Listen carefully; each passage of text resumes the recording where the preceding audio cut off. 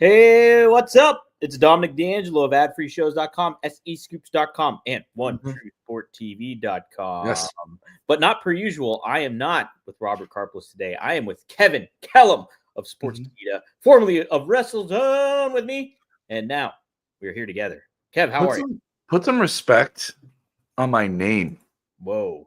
Because you're not just talking to any. I got hardware off camera here. Do I got you? hardware. Whoa. All right? I want you to get that camera. I want you to get that television camera. What is this? I want you to get that television camera. I want you to get it upright. Because Wow. look at that. Wow. Look at that. That is red leather and platinum. Okay? Video scope. Zoom in. Damn right. Yes. Who's playing so excited? It's No, one of the coolest Christmas gifts I've ever gotten. I haven't been able to, for whatever reason, I've had this for a month, and I have not been. The people who gave this to me have been like, "When are you going to use it on your podcast?"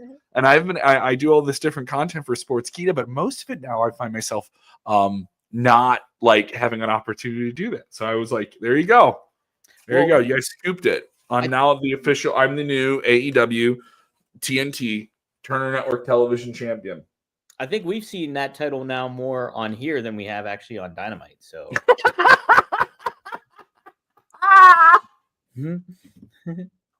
Kev is the champ. He's legitimately the champion of TNT, champion of AEW. We just have. I love the details on this. If you look at this, looks cool. You see this little detail. It's a great title. You see the little side plate? That is the house. That is a mansion that Ted Turner bought. Oh. That mansion is the mansion where they actually had the first studios of CNN, the actual beginning of the Turner Network Television. Wow. Yes. There we go. Yes, and it should be known Ted Turner is someone that doesn't know as much about professional wrestling as other people in the business. But he's still a little bit more than some people in the business. I know. I'm teasing. Whatever. No, we got a lot to talk about. It's Royal Rumble week. That's how it all started between him and Tony Khan. I know. Oh, the Bischoff issue, right? Yeah, because Tony Khan said something about disparaging about Ted Turner. Bischoff did not like that, and now I think I interviewed him after that. Who, Tony or Eric? Bischoff, and that kind of like really got under his skin. Of course, Eric Bischoff, WCW, the Monday Night Wars. Ted Turner's a guy who said like, hey, he had the resources, and liked wrestling and understood how important wrestling was to the Turner networks and how they really put WTBS on the map. And that was like kind of like the advent of cable. And he was right there at the forefront of it and understood it and knew the value of it and knew how it was expanding and tried to do work with WWE at one point, but it didn't work out. And then eventually got into business with the NWA, bought the NWA, or what was left of Jim Crockett Promotions, the main NWA. Not the real NWA. You guys know what I'm talking about. But, this or that. Yeah. Well, hey, we're here to talk a little bit of the Dynamite today, as well as some other stuff. But before we do, Kev, let's give some shout-outs to some folks here in the chat, like we usually do. Johnny Disco says, hello, RNI. Triple E says, as Salamu Akahaim. Oh, my God. I can't do it, Kev. Do you know how to say that? Salamu Akahaim. That one passed me. Passed me there. Yeah. Lakaham, salam. I can hear that. There we go, Triple E. There you go. There you go. Dressing old that helped out. I love the international audience, man. Yes, it's great. Yeah. Hey, Kevin Dom. And then Triple E says, is Marcus famous now? Of course, your famous wrestling brother. Yeah, Marcus. Brother. He needs to get a win. That's pretty important. He needs to get a win still. He's got that body, though. I'll tell you that. He's got the body part of professional wrestling down. That man is looking lean. He's got a swimmer's body out there. That's it. That's true. All right. Kev, before we touch about Dynamite, do want to get your thoughts. WWE revealed that they are going back to happy old Barry. I almost said the other word, which is fine. But want to get your thoughts.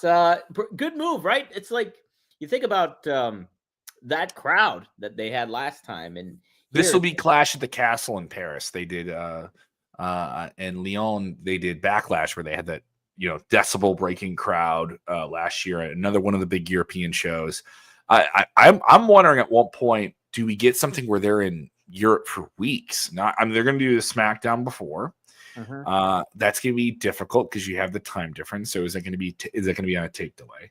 You know, is that going to air live in France, but then we get it like later that day on USA Network? So that's a challenge. But with the pay-per-view, you're going to get Clash of the Castle. They tend to do those like on the afternoon, right? You get those on like a Saturday afternoon or something. Yeah.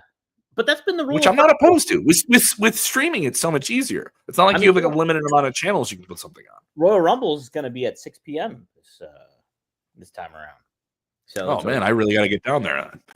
Right. I'm losing the hour. I got to get down there. It'll be 5 p.m. for you, like Central Time, I believe. Oh yeah, I have to get down there much sooner than I am. I'm gonna be at WrestleCon early in the afternoon, so that's gonna be a busy day. All right, yeah, I'm not gonna be there. First Royal Rumble in a few years I haven't been to actually, so it'll be weird to watch it on television actually. Yeah.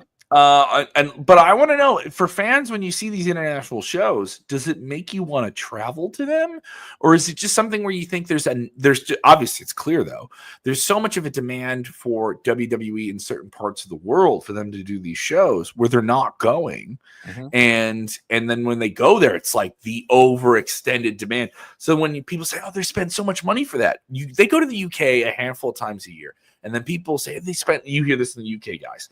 They spend so much money on tickets. It was so expensive. But then you go to these areas where that's a destination town. You can see it, the market this year, the secondary market. If you look and follow it, and I've had a lot of fans complain to me about this. Ticket prices.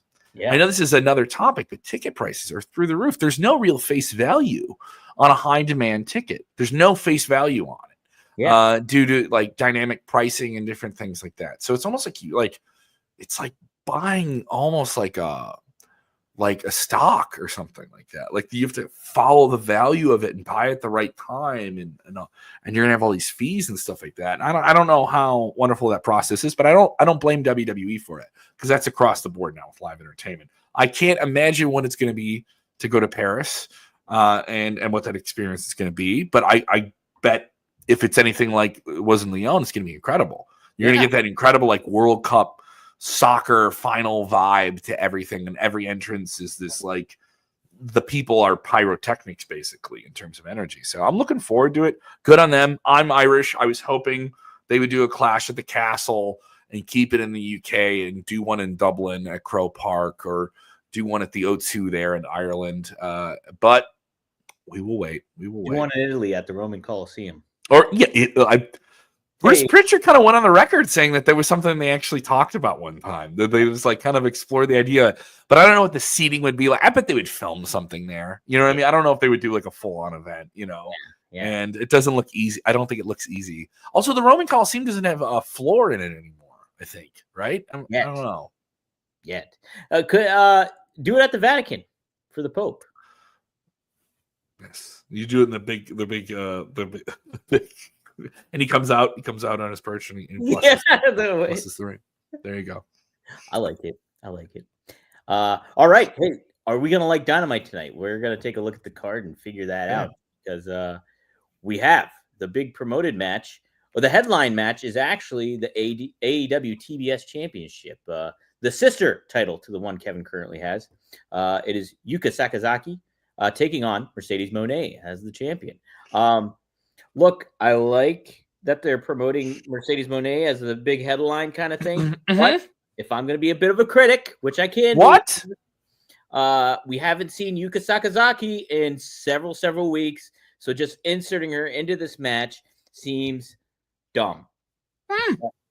Yes, I don't. It just does not give you any. There's no reason. Oh, okay, I gotta watch it. It'll be a great match. But are we really expecting a title change here? No, we're not. I mean, Kev, I don't know. It's just like this is one of the issues that I have with AEW constantly. Is like, hey, let's insert talent here. Then they lose. Then hey, let's take them out, and we won't see them for weeks on it. I don't know. I don't like it, Kev. I don't like it either. I just recorded a video for Sportskeeda. It's going to be on the Sportskeeda Wrestling YouTube channel. If you like deep dives and kind of essay style videos, there was many things we thought about doing, and I didn't want it to be all negative. I worked with our writer Liam Power on it, And we were kind of emphatic and like, it isn't all bad. I know there's this rage baiting, clickbaiting thing, and we're in it too, but we're having an honest discussion. But there's some people that are like irrationally negative on them. But one thing I think that's a clear negative is there are so many people that are with AEW that you don't know where they are, why they're there, what they're doing, like what their presence is. They just kind of show up. They're a wrestler, right? But you don't know what their character is. You don't know why they are special. There's no, and maybe just because I guess it's contrast and comparison. You look at TNA, the roster is not big, but everybody on that roster. You kind of have, if you follow the show for 3 or 4 weeks, you have some idea of why a person's there, or they're constantly giving you context of who this person is. And I'm not saying that AEW doesn't do that at all. I just don't think they do a fantastic job of creating people on the lower end. And it's kind of why Rampage went away, because Rampage went away and it had all of these people on it that you only knew about if you were the hardest of the hardcore fans and had no people of credibility. So you're taking someone from the absolute, this is no shot at Emmy, she is at the bottom of the card. And you're taking her against one of the biggest stars in the company and putting her in a match where no one believes that she will win. Now, if they do something crazy and they give her like a Rocky Apollo Creed moment and she tests the champion, and brings and you have this overzealous champion who's way into her own stuff, like Mercedes is.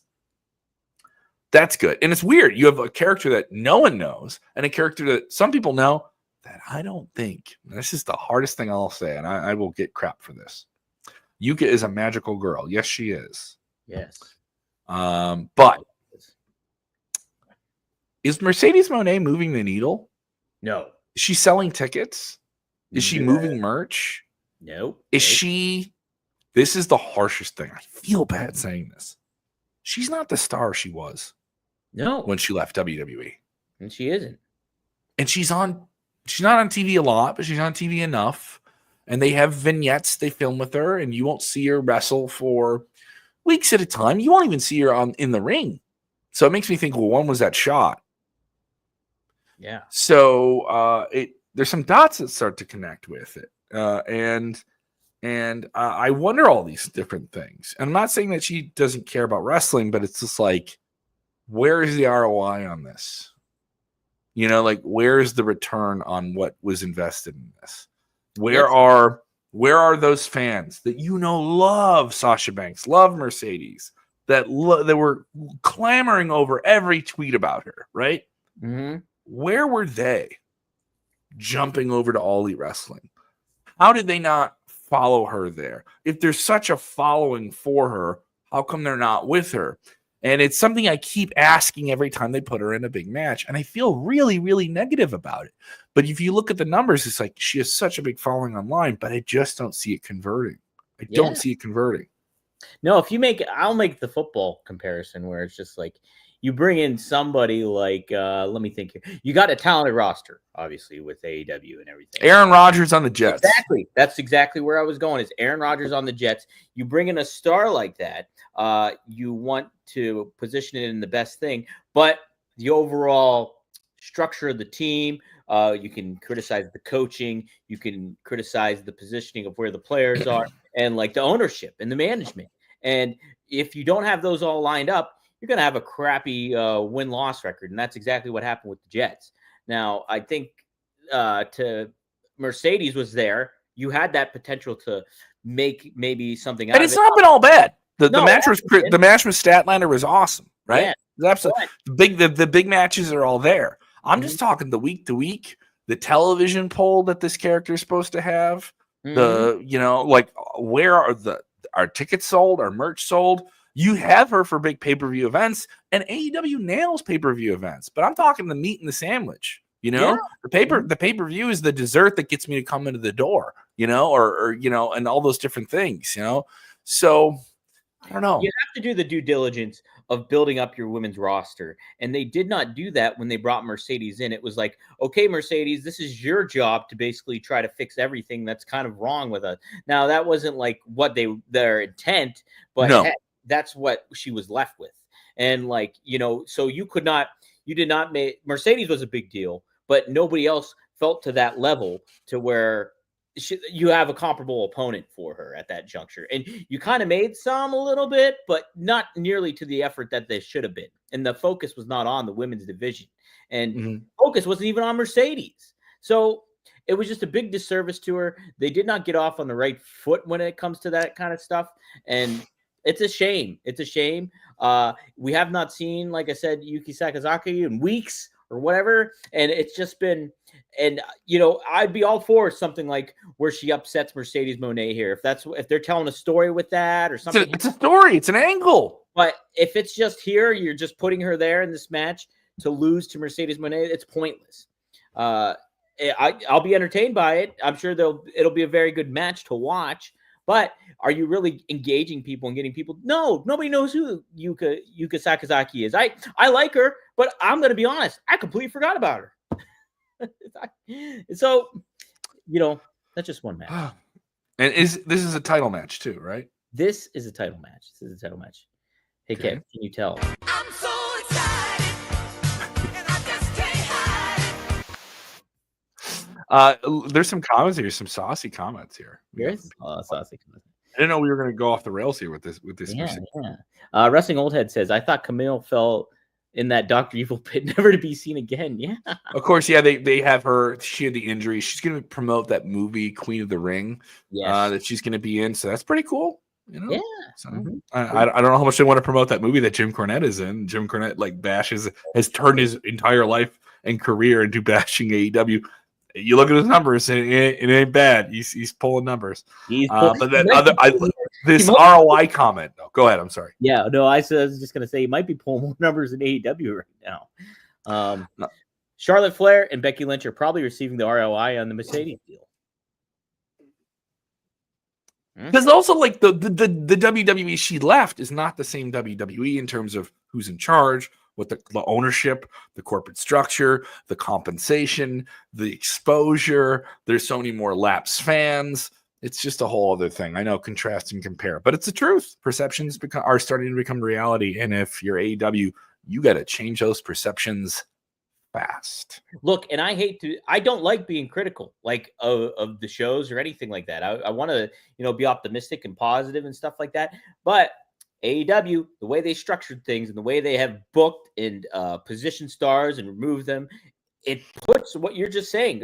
Perception is reality to an extent, and that's the perception they are giving off right now. And there's a lot of work that comes into play. They have a lot of work to do to make Collision feel relevant, and they have a lot of work to make AEW feel relevant. I'm laughing at the comments. Someone's asking, because America is full of idiots and sycophants, what does ROI mean? Someone else explains to this person, Devin, what ROI means. And then he goes, rumor or innuendo? Or innuendo. That's it. You're getting your ROI with R&I, let me tell you. Yeah, there you go. Every day, make the appointment. Yeah. What else do we got on Dynamite tonight? So another good match. Well, this is a good match I'm excited for, Kev. Jeff Jarrett and Claudio Castagnoli taking it. Jeff Jarrett, if he wins, gets an AEW world title shot if he wins. So great. A match, a consequence. You know what I mean? A match, a consequence. All right. Jeff did the Casino Battle Royal thing, did the face-off with MJF, a controversial promo that aggravated some people. Oh, yes. All right, the follow-up with it, they have a character here. It's crazy that 50-plus Jeff Jarrett, twilight of his career, the final run, they're going to do this with another beloved long-term character. I do think AEW is featuring plenty, and I say this as a guy of a certain age, I do think they're featuring plenty of people over a certain age, maybe in getting a lot of TV time, and maybe some younger, fresher talent would appeal to a younger, fresher audience. But the story with Jeff, to me, if it isn't the biggest thing, it's the best mid-card thing they have. Do I think Jeff will become world champion? I don't know, and I doubt it. But I don't think he needs to be. And the story of people being invested in him over the years is there. I don't know if him swearing and getting super edgy with MJF and Karen, and they did 2 weeks of angles in 20 minutes, and I thought that was a little bit much. That's me taking the tweezers out, but they played their parts, they nailed their parts with it. If you're going to have characters that don't get in the ring every week and they're going to get in the ring now and then and make it meaningful, they're doing that with Jeff. And you don't want a 50-plus guy in the ring every week on TV, but have him cut promos and keep him relevant. And they've done that. Jeff Jarrett's more over than the other people we've talked about. Yeah. Who's getting a bigger reaction in All Elite Wrestling right now when they walk out? Jeff Jarrett or Mercedes Mone? Well, that's tough because I do think Mercedes gets a reaction, but I guess like from a week-to-week basis, I'd say Jeff Jarrett, right? Because he's on TV more. Yeah. And it's clear that he's filming multiple promos on the show and he's there. I'm not saying that Mercedes Mone is not there. Who knows? Maybe she isn't. I don't know. I'm not trying to claim that. The thing with this, Kev, too, is like I like this match. I'm excited for the match itself too. It'll be a great match too. Claudio's the right guy to work with him. If there's any weaknesses or holes in Jeff's game, or I don't know if there's any holes in Claudio's game physically. Yeah. But Claudio is a guy he's just been a supporting player for a long time, but he can deliver those great matches, which are the critical part of the sports presentation. Needs to have a great match. They're going to get some time here tonight too. I think they're going to get a significant amount of time. The thing is though, is like they positioned this early on where Jeff's like, I want a piece of that world championship, and that's what was his mission. I thought this was going to be a year-long kind of thing because this was the out of the Outlaw, and so for them to go to this quick, like, oh, if he wins here, he gets a world title shot, seems a little rushed. So I hope that at the upcoming Grand Slam show in just a few weeks. They're gonna stream that from Australia on Max, right? Yeah, I don't know if that's where they're putting that at. I would think Jay White would get that shot, considering it's in Australia and all that stuff. Yeah. But who knows? Makes sense. But so that's one of the matches. I'm intrigued by it. I hope they slow burn this whole Jeff Jarrett angle, though, and I really want them to burn this Death Riders angle just to the ground. But we'll see what happens there. Don't worry, they're going to be in 9 segments on the show, and they're going to close it by beating someone down and choking them with a plastic bag. And then that person will be back in the next segment. Yeah. We have Jay White taking on Wheeler Utah. Speaking of Jay White and Death Riders. Death Riders all over the show. 2 different matches. Mm-hmm.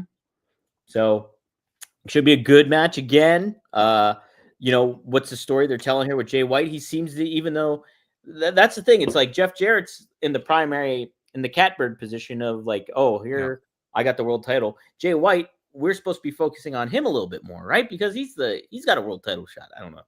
Mm-hmm. So we'll see how this all develops. MJF is set to speak too. Speaking of people tied to Jeff Jarrett, so we'll have to see what he has to say. And then finally, Kev, we have Will Ospreay taking on Brian Cage. You want to talk about an angle that was squeezed in one whole segment, like a several months angle. We got that last week with Will Ospreay and Kenny Omega. I loved that though. That was one of the highlights of Dynamite recently. They did get a lot into one little thing where it was Ospreay and Omega, and they have issues and they hate each other. And are we going to get an Ospreay Omega match in AEW? We've gotten it somewhere else. So they did play off the history. So they made it clear and they did it quickly. And then Don Callis, who was aligned with both these guys at separate points in their career, comes out to try and destroy them. And he has all his goons, which include, Kyle Fletcher, Ospreay's old boy and Brian Cage. And they have this great ball with Lance Archer, and they go into the back, and then you have Ospreay doing an Asai moonsault off of the, this railing, 15, 20 feet above people. They climb up on this rigging of the lights to cut a promo. I thought it was fun wrestling, over the top stuff without a match. A lot of physicality, fun. You've only seen Kenny wrestle once this year. He did it in New Japan. He's not wrestled for All Elite Wrestling since he came back. He's still a big star. I think they're going to be slow and steady with that. And this could be a big deal. I would love to see more Kenny on the show. Get Kenny out there. Get Kenny involved in this angle. If you're going to build to a big tag team match with Kenny and Will Ospreay versus Don Callis' crew in some way or another, build to it and make it a bigger deal and keep that fire hot. Doesn't matter what the ending is. People call them the Omega Powers. Trust company. Do they trust each other? He wrestled Brian Cage. So I mean, it'll be something. Brian Cage, is a guy who, when he came over to AEW, was a much, much bigger deal, and now he's one of those names that you almost forgot was there. But Don Callis is keeping him relevant in the game, and this is a good shine for him as well. Win or lose, this will be a good exposure for him to reintroduce himself to the audience. And well, yeah, I think that somebody that is benefiting here in recent weeks is Brian Cage because he has been consistently being there on a week to week basis. Like he's somebody that is now getting familiarized a little bit Mm-hmm. more than what we're used to seeing from stuff. But that's it for the card on Dynamite. It is in Conrad Country, Huntsville, Alabama. So Mm-hmm. should be pretty intriguing. I know they have a Top Guy Rumble weekend coming up here for ad free shows. Mm-hmm. Should be a good weekend down there. So, Kev, what else we have on docket here?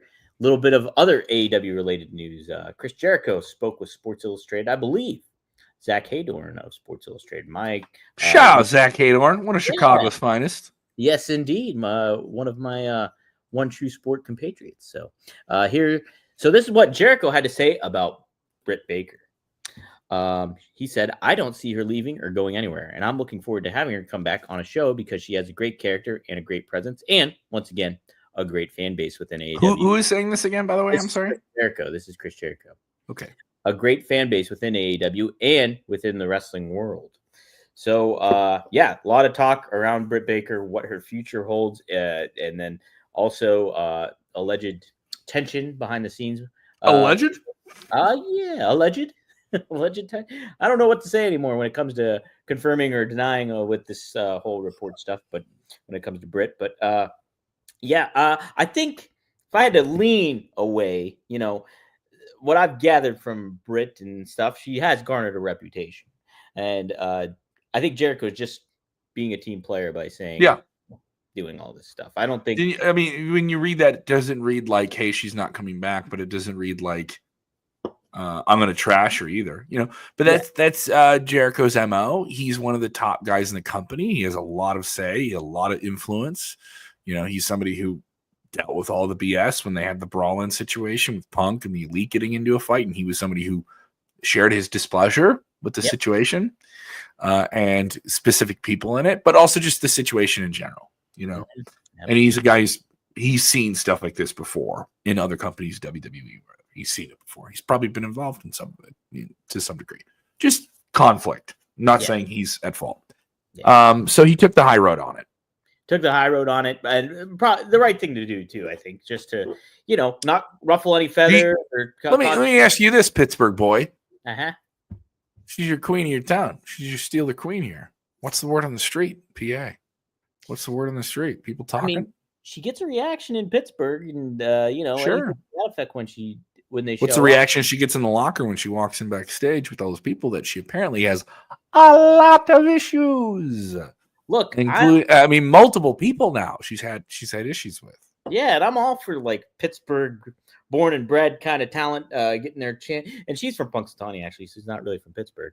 Oh! Excuse me. Just so you know, she's from one of the other three rivers over there. Yeah, she's not from this river town. But she's from Groundhog Day territory. No, she goes to Sheet. I go to Wawa, dude. Exactly right.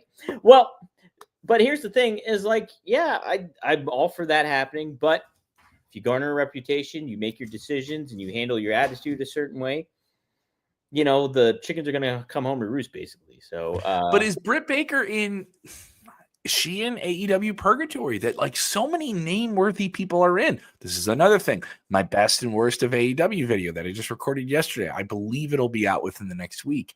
One of the things is you have so many talented people that have name value that a casual fan knows. The AEW fan, I'm not saying a casual fan knows Britt Baker, but they know her. They know her as a performer. If you're an AEW fan, you can see her. She can go. She had the match with Mercedes Mone, which got derailed by a separate, not Mercedes' fault, backstage situation where she got suspended. And that was the conversation. And then the match came at a stadium, and it's her big return match from an injury. And it just didn't hit, and no one was invested in it the way that you would want because of all the backstage BS. That's the truth. All right. And then you have this situation again. And then you have her on TV saying nobody cares when Serena Deeb, she made eye contact with a TV camera, a camera at ringside, and said, get that camera on me, or I'm going to say a hard line. Call it the hard line. You know what I mean? With no, you've seen this before. We're doing independent shows. And somebody says something. And that's you made Serena look very bad as your opponent, not in a good way. You delegitimized your opponent by saying nobody cares. Like, no, saying nobody cares that's shoot heat. You know what I mean? Like if you want to use all these internet wrestling terms, and I don't want to be too critical of it, but it's just like, did all those things basically put her in this position where she's like Miro? She's like Ray Phoenix. We're gonna you're gonna get paid. You're gonna get your guaranteed money to do nothing. She's gonna. I mean, like that's the thing too, Kev. We talk about ROI. I don't think there's a lot of ROI with her anymore. Whether she stays in AEW or WWE, you look at the talent level in WWE and what the women can do there. It's just like, will you get a reaction if she shows up? Sure, but I don't think she's better than anybody else really on the roster when it comes to like persona wise. And are you saying if she went to WWE? Yeah, if she went to WWE, I think there's so much way more value in Liv Morgan than her. There's a lot of other talent. That's a lot because she was a huge star for them for a long time. Even when she was injured, she was a big star for them. I think it's just the attitude to get you positioned in a certain way. And if you're not easy to work with, if you're a difficult person and you have your own ego, and I think you do need a certain type of ego in pro wrestling, obviously, but you have to be able to balance that. And from how it seems, she's not able to do that. So allegedly, this LA Knight story, dude. Tell me about this one. So nothing. Tell me about that. I mean, we're jumping over to WWE topic. Yeah, this one came across my desk this morning, and I was hoping this was going to be on the rundown. I saw this, I'm like, oh boy. I think it's going to be an interesting one to have here, but this is our last one that we got. LA Knight, is he better than The Rock or Stone Cold? He spoke with Casual Conversations, and he happened to say, was I influenced by those guys? Of course, he admitted, but I don't want to be them. I want to be better than them. And so, obviously, LA Knight throughout his career on the main roster has getting those comparisons to The Rock and Stone Cold and cookie cutter stuff, with just a carbon copy, I guess is what I'm looking for, and criticism to it. But people like him. He gets a good reaction. I do think he's got his own innate talent in certain ways. And I think, and what I've been saying on the past couple shows when I do discuss him, is I think this feud he's in with Jacob Fatu will elevate him. It depends, but the ball will be in his court as to how he adjusts and grows who he is, I think, as an in-ring persona, so he can kind of get away from that notion, be LA Knight and not be The Rock, or be Stone Cold. What do you think, Kev, on these comments? I think he's getting fed Jacob Fatu. Okay. Oh, interesting. Okay. I mean, Jacob Fatu got massive momentum out of that match with Braun Strowman. Yeah. And Braun made him look like $1 million. Do not tell me that didn't matter, because Braun's a very, very big man who bled for him and got demolished and made him look like a big, big deal by getting his ass kicked. And we'll hopefully get some comeuppance or something like that. But Jacob's the new Brock Lesnar. He is the new otherworldly monster. And you can be charismatic and you can cut a great promo and all these different things. I know our very own Robert Karplis has been critical of the game that is present from one Mr. LA Knight, but reactions are reactions. This is a guy who connects with a casual wrestling fan. He's a throwback. He's this, he's that. He's too much like that. He's making the sauce work for him, and so he's somebody that you care about. And now the problem is, though, you have this big monster you need to keep making into Godzilla for those bigger matches. And the fact of the matter is LA Knight's still not a main event guy. You've called him up to the main event now and then, but I don't get the impression that he is someone who's going to get past Jacob Fatu. Jacob Fatu is going to get past him. Well, so I'm with you on that. I don't think he's somebody that should knock off Jacob Fatu. I do think, though, he shouldn't get past him. He should escape him. I think if you do a way where he doesn't get destroyed by him necessarily, but he survives him in a certain way, not to the beat him down, count out victory, something like that. Something to that effect, or something where he doesn't necessarily get the definitive loss or definitive crush. I think if you're able to do something, Can I go off on a comment here? Sure, yeah, I want to go off on a comment here. yeah. Jiro J, the crowd will. You see that line though? That one. The crowd will repeat. The crowd will repeat anything you say if it's slow enough for them. No, that's not true. Won't. No, they won't. I can tell you this as someone who is given lines to wrestlers to say and see if this connects, and it doesn't. And I've seen where I give a line to a wrestler and it does. And Devin Dalling saying, I watched your What If Punk Wins the Rumble video yesterday. Yes, it's up on sportsketerwrestling.com, breaking down all the possibilities if one Mr. CM Punk wins the Royal Rumble. Go check it out. It's on the Sportsketer Wrestling YouTube channel. But back to this Jiro J comment. Jiro, no, they will say things they care about if you say it slow enough. Saying it slow enough means they can hear you. Just because you hear someone doesn't mean you care. Yeah, how many times somebody tries to get a catchphrase over or something like that and it just falls flat? It does not hit. My girlfriend will do this. She'll say things. I'm saying it like this and quiet so that you actually listen. Yeah. And it's like, oh no, I heard you. Don't make care. That's it. So she hates it. So she hates it when I bring it up. But I had to get on that. But I get what you're saying. But no, if it's over, I am indeed. Yes, some Ty Kai references there. Yeah. All right, Kev. Well, what do you got to plug? You mentioned a couple videos you have cooking up on Sports. Oh, we're cooking up so much stuff, dude. We just dropped a whole bunch of stuff. Sportsketer Wrestling. We just launched our own membership, which you can jump in at. There's a whole bunch of stuff with membership there. You get Wrestle Votes, which has some exclusive scoops. They are going to have a preview show on Saturday afternoon. Saturday afternoon, before Royal Rumble goes live, Wrestle Votes, which just scoops so many different things in wrestling, will be live, maybe with some scoops, right before the Royal Rumble. And I will be at the Royal Rumble, so a whole bunch of content on site from there. I'll be at WrestleCon specifically, so that's coming up. A lot of big things, and then you can hear me on air on Q101. So go watch Sportsketer Wrestling. Go listen to the podcast stuff. I'm on that as well. A whole bunch of different things, and pop up from time to time here. Heck yeah, Kev. It's always good to have you on here. Maybe we'll have you back again this week if you're up for it. I would love to do it. All right.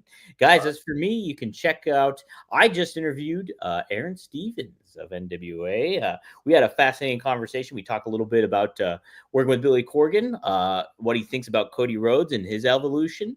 And we talk about Catholicism a little bit. We share in that. So it's an interesting sidetrack we go on. So take a listen. That's up on OneTrueSportTV.com. So can I ask you a Catholic question, Dominic? Absolutely, yes. From one boy of the faith to the other. Yes. What's your confirmation name? I asked Aaron that too. Mine is Nicholas. It was for my uncle Nicky, and I named it. So I was like that, and I didn't even think. I was like, oh wait, that's Santa Claus. Santa Claus is my. You always do the confirmation. This is like a sacrament you get when you're like 13 or 14. Yeah. And you get another name that you add to your name, like a middle name. Yeah. And mine is Leo, who is a pope and a saint, and I have an Irish uncle who was a priest. So we were. Guess what, Kev? So the school I went to when I was in elementary school was St. Leo's. There we go. In the church, St. Leo's Church. Parish to parish, baby. Little Nicky. People saying Little Nicky, the movie. How about that? Yeah. Little Nicky, yeah. I'm gonna fight the devil with metal. It's pretty good.